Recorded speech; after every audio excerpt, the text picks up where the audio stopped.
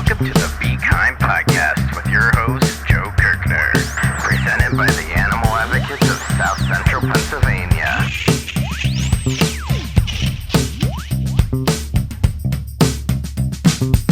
Welcome everybody to Be Kind podcast. This is Joe Kirkner here, joined by John Beck, and today we have the privilege of being joined by Allison Saia. And just a reminder, the Be Kind podcast is an extension of the Animal Advocates of South Central PA, who's creating a more loving and caring world for all creatures, big, small, extra-dimensional, interplanetary, whatever works for you, whatever kind of creature. They all deserve to be loved, and we're going to make it so they all are loved. And like I mentioned, today we're joined by Allison Saia, who is a current participant in our vegan challenge. So hi, Allison. Hi, guys. Hey. So just could you provide us a little background on how you found the vegan challenge, what led you to enroll in it, and how's it going so far? Sure. I've been following animal advocates on Facebook and social media, and I saw the challenge pop up, and I had been a vegetarian for quite some time, and I have always kind of been vegan curious and wanted to, try it out. And I thought this was as good a time as any to try it out. So I joined the challenge, and I got paired up with a great mentor. Kim Lehman is my mentor, and she's been fantastic. It's been going great. It's a lot better and a lot easier than I thought it was going to be. I thought it was going to be more of a challenge, but I've loved it so far. Yeah, I always say this when we talk to newbies, quote unquote. It's back in my day. I've been vegan for 14 years, so back in my day, it was so hard to find vegan things, and it just seems like now it's not quite a golden age, but it's it's amazing how much things have progressed for vegans. So yeah, I can tell it's getting easier and easier for new folks. So that's awesome. I would think maybe a more accurate term for these kind of things would be 30-day vegan experience, because I don't like the word challenge per se, because that implies that you're giving up something that's hard or temporary, whereas it should just be a way of life you're able to incorporate into your daily way of living. Yeah, I like that. So you mentioned you were a vegetarian, Allison. How did you begin practicing vegetarianism, and what was holding you back from taking that next step to veganism? I've always been an animal lover since I was a child. We always had, dogs. I live, in the quote unquote big city of Hanover. So we never really were around farm animals or anything like that, but we always had pets around animals. And ever since I was a child, I was really I wanted to be around animals. I loved it. I loved going to petting zoos and things like that when I was a kid. And I always wanted to be a veterinarian until I figured out how long you have to go to school to be a veterinarian. And I decided that I'm not a big, I'm not big on math and science. I'm an English person. So I didn't really want to go that far in schooling. So, but I've always just loved animals. Always wanted to rescue them and save them. So I'm 48 now, just to give away my age. So I was vegetarian for a long time. So for years. And I have to admit, and I'll be honest with you guys, I was a lax vegetarian as the years wore on. I primarily, I would say I ate an 80% vegetarian diet. But there were some times when particularly seafood was the thing that I just kept eating, occasionally, but I never really felt right about it. It always felt like it went against deep down who I was and what I believed in and what I thought I wanted to put into this world. Always loved animals. And I started volunteering back in June at Here With Us Farm Sanctuary in Seven Valleys. I saw a call on Facebook that they needed volunteers, and my husband pushed me to go do it. I met Amanda Clark, who I'm sure you guys know, who runs Here With Us and founded Here With Us. And Amanda's she's become a friend, and she's also the one that really planted the seed of veganism, and because she's very passionate about what she does. And she planted the seed of veganism in my head when I started there. And so I started to go towards veganism. And then when the challenge came up, it seemed like perfect timing that this was the great time to try it. And I think that the more time people spend around animals, that disconnect that people seem to have, that they have dogs in their house and cats in their house, but, they're eating pigs and cows and all these other animals, there's a disconnect there. Yeah. And I think when you start to really be around them and start to care for them, I'm there 2 days a week, 2 nights a week. I clean the chicken barns. It was almost like an immediate, I came home the first night of volunteering and I told my husband, that's it. I'm done.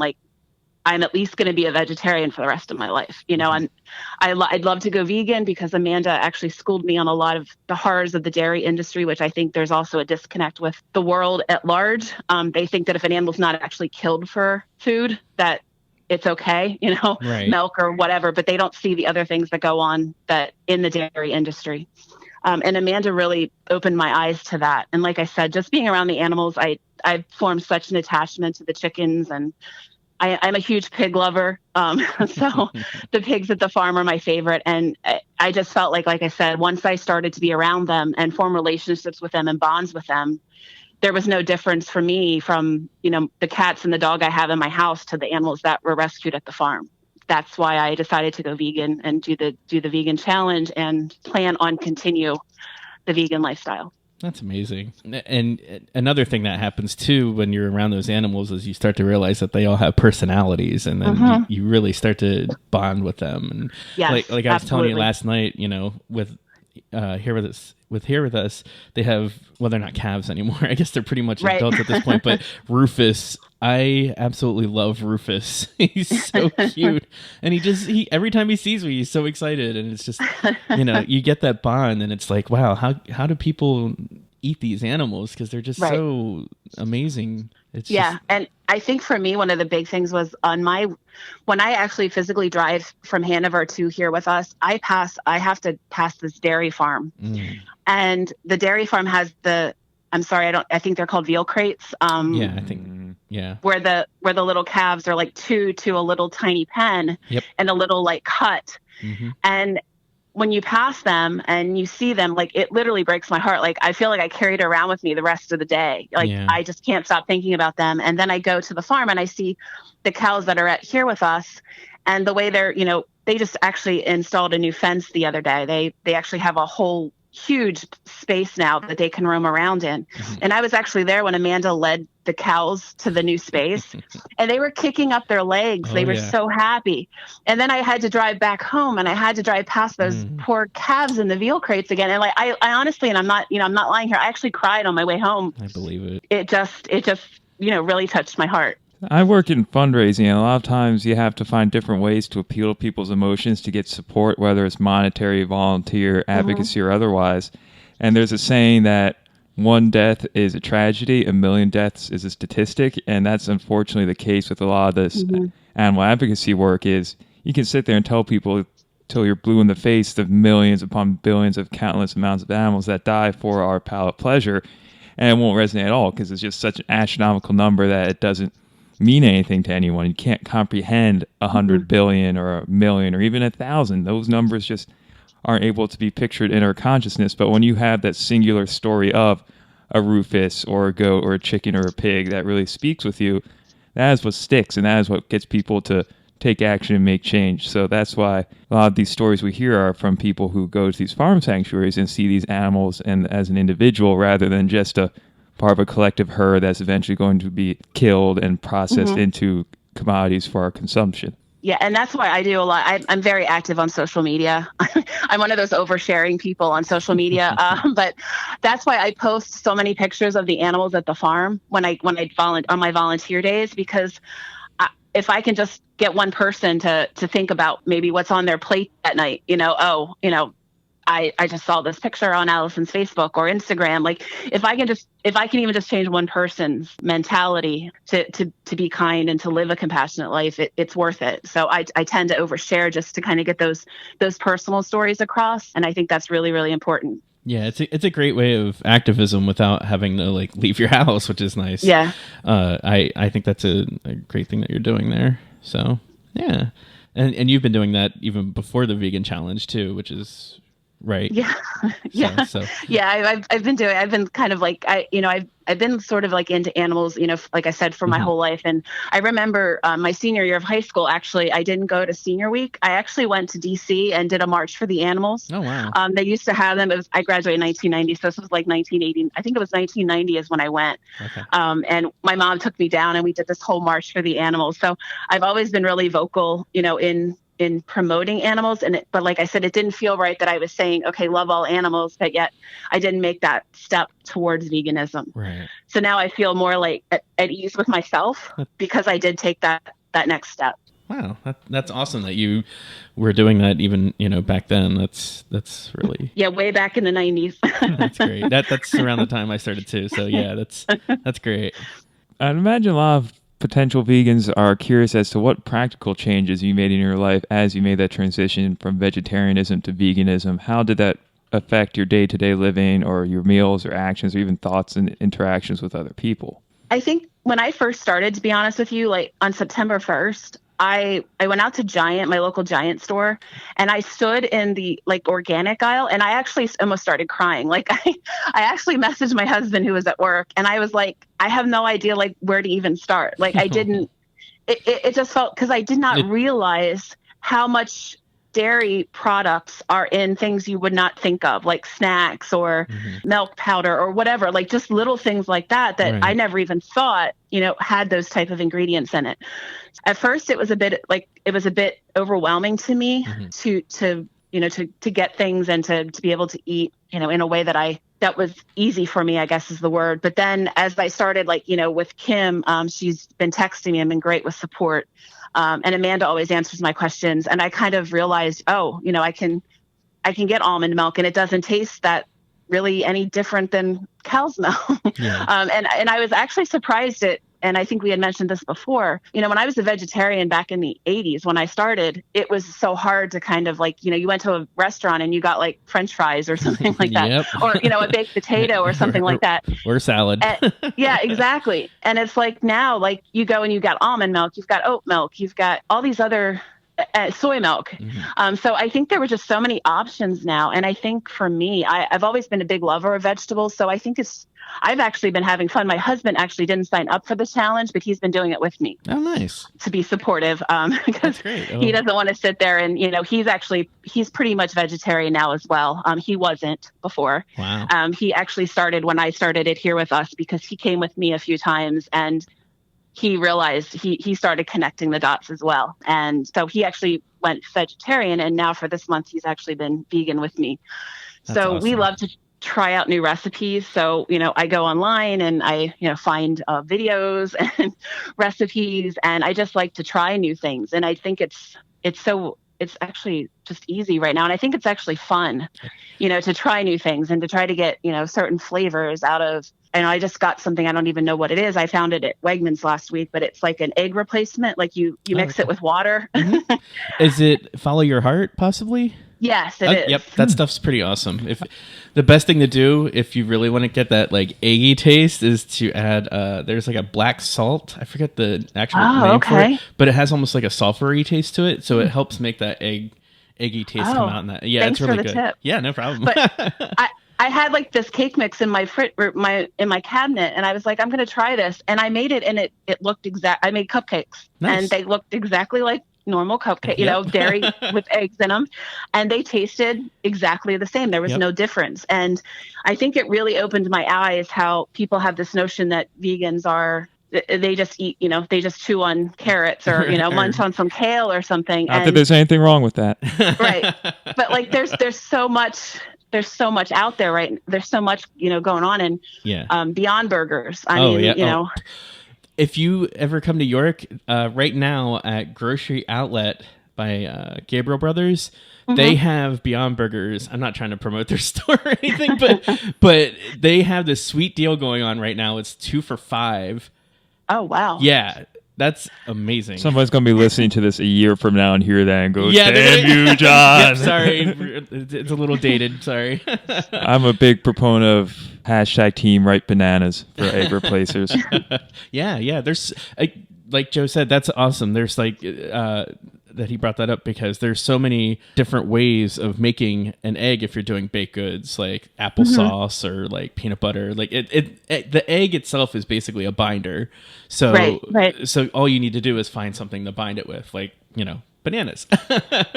Or I've also been really happily surprised. Not that because of COVID, I'm not really going out to eat yet in restaurants. Right. We do a lot of takeout, but I'm actually been pleasantly surprised recently with how many restaurants now have vegan options. Oh, yeah.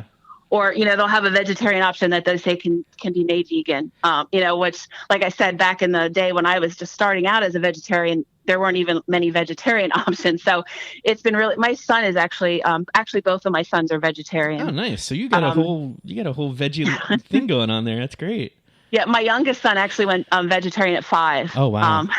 On it, and he's 23. So Nice. on his own accord, he kind of put 2 and 2 together that a chicken nugget that his grandma had taken him to McDonald's for was the same chicken that walked around that he saw at the farm we had been to. Wow. And at 5, he put 2 and 2 together and said, "I'm not ever eating anything that can walk around again." And amazing. he's 23 and he's a vegetarian. I would say he's about 50% vegan. He eats some of the stuff, like the vegan when I make stuff, but he's not as, stringent about the line between vegetarian and veganism. Right. But yeah, and my oldest son he went vegetarian too in high school. So they both are actually vegetarian. You mentioned the vegan options and scene in Hanover, and that's something I was hoping you could talk a little bit more about. John and I both live in New York City, and we have a pretty good connection with a lot of people in Lancaster and Harrisburg, but we don't hear a whole lot about what's going on in Hanover. So can you talk a little bit about the veg scene in Hanover for us? I'm hoping that it's going to start to be a little bit better. I do know that I just saw that there's a new restaurant on the south end of Hanover. I believe it was called Tap House 6 or something like that. And I did notice that they had some veggie burgers, it seemed like some vegan options on the menu that I just recently saw, but there's not really a whole lot. The one thing that bothers me is none of the pizza places in Hanover do the vegan cheese. Uh-huh. Well, you got to demand for it, because if you do, then they'll add it on there. We have a Mod Pizza, which of course is a chain. Right. So that's actually where I've been going to get pizza, just because they have that option. Mm-hmm. I'm a big fan of just not having cheese on pizza. Yeah, I do that a lot too, actually. Yeah. It's good. Or you bring your own nooch and just dump some nooch on top of it. You could do that too. I know we had gotten, we did the, I know they were doing the vegan week in York, and Nittany Pizza, I guess, has a really large, extensive vegan menu. So my husband he teaches school in York. So he actually brought that home for me. So actually a lot of times I do takeout. It actually is from York and not necessarily from Hanover. I'm hoping that Hanover starts to get more vegan options because I think it's really needed. Yeah, absolutely. And it's good that you brought up that restaurants are doing that, because if you go to our website, Animal Advocates website, we have a guide of all the vegan friendly restaurants in the areas. And Hanover is included on that list. Yeah, there's a couple small ones on there, definitely. But if you want to check that out, you can go to our website. So how has veganism pervaded other aspects of your life throughout this experience? Have you been a little more mindful about, let's say, clothing or cosmetic choices, or even something as serious as medication? Yeah, as far as clothing and cosmetics and things, that's pretty much been part of my life since I was 13. I'm really careful about, the cosmetics that I use. I've never worn leather. I'd never buy anything with leather in it. So that's kind of been, for me, it's kind of been the norm for years for me. Mm-hmm. So I think for me that that veganism, that step to veganism was almost like my last hurdle, so to speak, of feeling like I was living a completely compassionate life that I wanted to live in, in love and harmony with everything. And so I think this was like my last gauntlet, so to speak, to kind of overcome. It's great that you already made those decisions long ago to do that, because people always put veganism as like a diet. They don't really say that it's like a lifestyle a lot of times, or what are my words I'm thinking of? Well, a lot of times people associate plant-based eating with veganism, right, but veganism has a more broader concept, a lot deeper ethics. Ethics. That's the word I was trying to think of. So that's great that you already have the ethics aspect of it, because that's usually the glue that keeps people vegan, because they think in the animals and then they go, oh, I need to stick with this because this is hurting something. And it's not about themselves, it's about everything. So that's great that you already made that connection long ago. So yeah, actually, another funny thing is when I was obviously a senior in high school, we had a thing called the oratorical contest where we had to, it was for speech class, and we had to pick a topic and we had to present a persuasive argument for what we were talking about. And I actually picked vivisection back in 1989. Oh, wow. And I was actually chosen as one of 5 people to present to the community in an oratorical contest. Mm-hmm. So I was talking about vivisection, back in 1989 when, PETA was, doing a lot on, I mean, that was like a really big thing back in the 80s, Yes, it the was. vivisection. And so I was actually I did my speech on that back in 89. So it's, like I said, it's always kind of been this undercurrent in my life of, kindness towards animals and animal rights. So I think I've really been proud of myself this month that That's great. I made that last hurdle. Yeah, like, absolutely. the veganism was the last thing that I needed to do to feel good about myself. Yeah. And it's not, yes, it is about making yourself feel better, but it's also helping everything around you too. So yeah, that's amazing that you're doing that. And I'm glad that this has been like a big accomplishment for you. It's so interesting that you had the ethics first and then went to veganism, where in most cases it's the other way around. Mm-hmm. I know personally I started practicing veganism not for ethical reasons, more for health reasons, and then I made that switch over to ethical side of it. But I think the reason why you keep emphasizing how you felt more at peace and whole after you made the switch is you already had all those ethical thoughts and mindsets and framework in place, and it didn't gel with your current way of living. So once you made that switch, it was much less cognitive dissonance in your everyday life. Exactly. I couldn't have said it better myself. Exactly. Like I said, it was just, I have this passion for animals and this love for animals and all living things, and it didn't jive with my diet. And I see this now as this sort of final. And when I say be comfortable with myself, it's a matter of when you walk in your truth, when you walk in what you believe, and I think you're a much happier person and you're doing good in the world at the same time. And I think that that's where I really made sort of peace with myself over it, that now I'm actually kind of living the life that I want to live ethically and morally, and now with my food and my diet decisions. Something that I like to talk about too is that veganism, for me anyway, is a journey where right now I'm practicing veganism. I'm not wearing animal products or eating animal products or anything like that, advocating for animals. But I know there's always stuff I could do better. I could choose all organic things. I could switch to renewable energy. I could, let's just say, buy all organic food or locally sourced food so there's less transportation waste that'll harm the environment, animals like that. So, and I don't want to put forward the message that veganism, once you go forward to veganism, boom, you're done. You're good. There's always room to grow and things. There's always more steps to take, and you don't have to take those steps, but there's always different tiers that you can go through to make things better for the environment and for yourself and for everything. But at the end of the day, you have to do what works for you in your life in a sustainable way. Like I could say, I'm never driving a car ever again in my life. And then everyone goes, Joe, why are you late to every meeting? I go, I have to just walk 10 miles to get to this meeting because I can't drive anymore because I don't think that's ethical. So there is a certain sustainability element to it.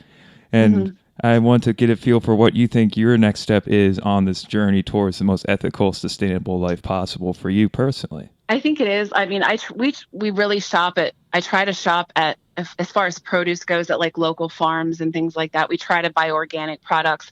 And actually for Christmas last year, my husband actually put down a deposit for an electric car for me that's not supposed to be out for 2 years. Nice. It's called a Fisker. I don't know if you guys have heard of Fiskers. It's supposed to be an electric car that sort of rivals Tesla. And my husband actually made the deposit for me. So I'm supposed to get one. I believe it's in 2022. Nice. So even just little things like that, just electric cars and just those kind of sustainability things for me, I think is kind of like, I don't want to make it sound like I feel like I'm vegan and now I'm just done and I can just, kind of rest on my laurels because I'm always sort of challenging myself to be a better person and to make better decisions that affect everybody, because I feel like the world is in such turmoil right now that we all have a responsibility to do our part to make things better for the world at large and animals at large and nature at large. So I think for me, it's just trying to find those little ways that I can help, whether it be buying an electric car or buying organic food or going to the local farm to get my produce instead of going to, say, Giant or someplace like that. And also my goal in life, now that I'm an empty nester, is to actually open my own animal sanctuary someday, which is kind of why I started it here with us, because I wanted to learn the ropes, so to speak. That's been my ultimate dream forever.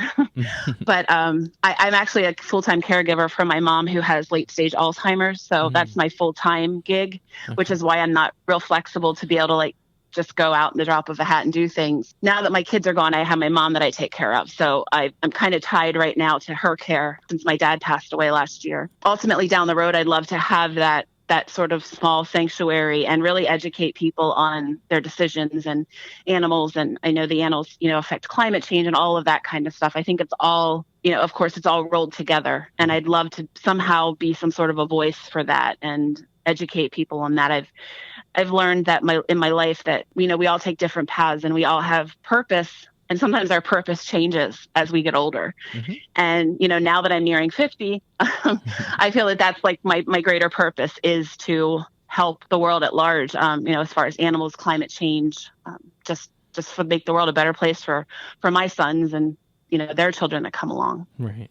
Since we were just talking about, how it's about bettering yourself, don't beat yourself up if you make mistakes along the way, because it'll eat you up inside and you don't want to do that. So it's veganism isn't really about perfectionism. It's just about doing the best you can. So it seems like you already know that and you're doing what you need to do. So that's great. But for anyone that's listening that's doing this sort of thing right now, like the challenge and stuff like that, don't beat yourself up if you make mistakes along the way, because that's not good for you. Yeah, don't walk into your car and see leather seats and think you're a failure. Right. But no, I just, you're awesome. Like, wow. Like the things you're doing are great. I'm so glad you took the challenge. Yeah, me too. Because it's great to hear success stories out of this. And it's also great hearing how what your experience is trickling into your whole family and network, not just contained to one individual. So we're planting seed that's growing to a tree and spreading more seeds.